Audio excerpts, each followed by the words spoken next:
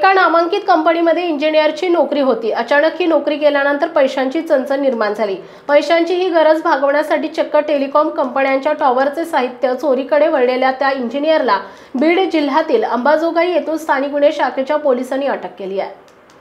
त्याच्याकडून 1,65,000 रुपये किमतीची इलेक्ट्रिक उपकरणेही हस्तगत करण्यात आली आहेत। पुढील तपासासाठी त्यास ग्रामीण पोलिसांच्या ताब्यात देण्यात आले। एडशी येथील इंडस कंपनीच्या टॉवरवर लावलेल्या एअरटेल कंपनीचा आयवेंड डिव्हाइस डिश अँटेना चोरीस गेला होता। ही घटना समोर आल्यानंतर धाराशिव ग्रामीण पोलीस ठाण्यात 17 मार्च रोजी अज्ञाताविरोधात गुन्हा नोंदवण्यात आला। यापूर्वीही अशा स्वरूपाच्या चोरीचे गुन्हे वेगवेगळ्या ठाण्यात नोंद आहेत। वाढत्या घटना लक्षात घेता पोलीस अधीक्षक संजय जाधव यांच्या आदेशावरून स्थानिक गुन्हे शाखेचे पोलीस निरीक्षक विनोद इज्जपवार यांच्या मार्गदर्शनाखाली सहाय्यक पोलीस निरीक्षक कासार यांना तांत्रिक विश्लेषणातून गुन्हा करणाऱ्या इसमाची माहिती मिळाली। त्यानुसार पथकाने बीड जिल्ह्यातील अंबाजोगाई येथे दाखल होत राजेश आचार्य नावाच्या व्यक्तीला ताब्यात घेतले। त्याला विश्वासात घेऊन गुन्ह्याच्या अनुषंगाने चौकशी केली असता धक्कादायक बाब समोर आली आहे।